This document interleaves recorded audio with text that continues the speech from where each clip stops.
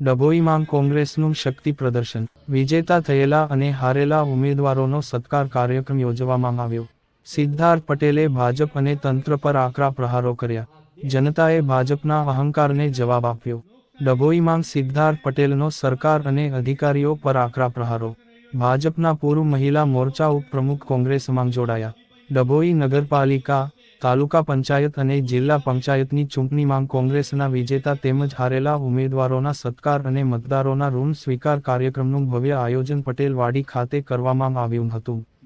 આ કાર્યક્રમમાં કોંગ્રેસના આગેવાનો, હોદ્દેદારો અને મોટી સંખ્યામાં કાર્યકરો ઉપસ્થિત રહ્યા હતા. કાર્યક્રમ દરમિયાન કોંગ્રેસના વિજેતા તેમજ હારેલા તમામ ઉમેદવારોનું સન્માન કરી લોકશાહી પ્રત્યેની તેમની પ્રતિબદ્ધતાને બિરદાવવામાં આવી હતી. આ પ્રસંગે કોંગ્રેસના અનેક કાર્યકરોએ કોંગ્રેસનો ખેસ ધારણ કરી પક્ષમાં સક્રિય કામગીરી કરવાનો સંકલ્પ વ્યક્ત કર્યો હતો. આ ઉપરાંત ભાજપ મહિલા મોરચાના પૂર્વ પ્રમુખ હિનાબેને પણ કોંગ્રેસમાં જોડાઈ પક્ષને સમર્થન જાહેર કર્યું હતું.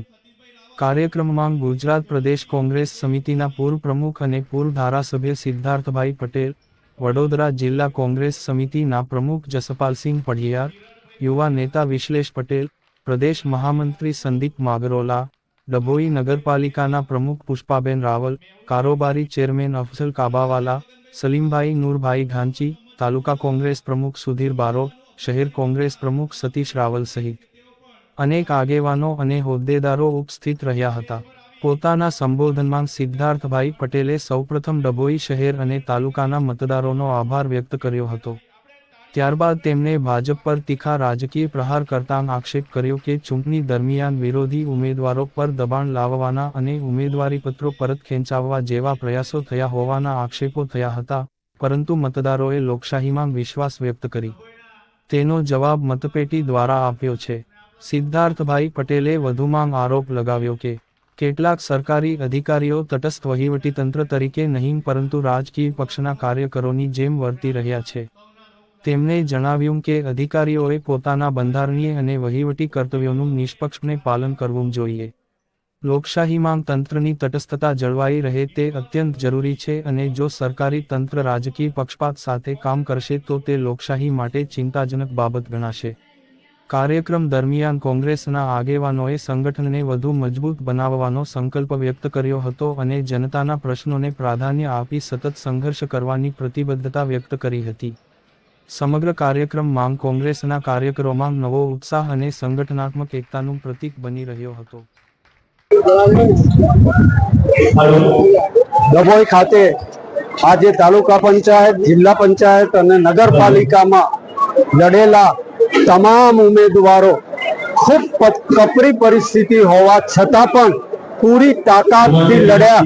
એ તમામને સત્કારવાનો આજે કાર્યક્રમ આયોજિત કરવામાં આવ્યો હતો.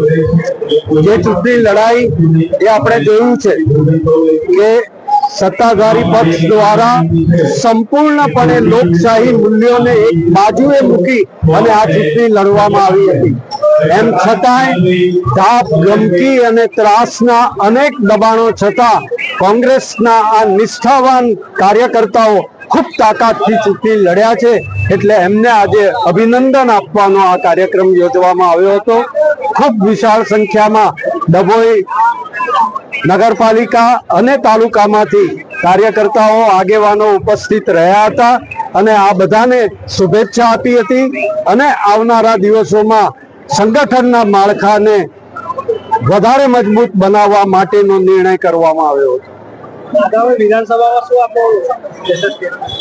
હજી બહુ વાર છે, હજી સંગઠનને મજબૂત કરવાની વાત છે. હા, થેન્ક યુ.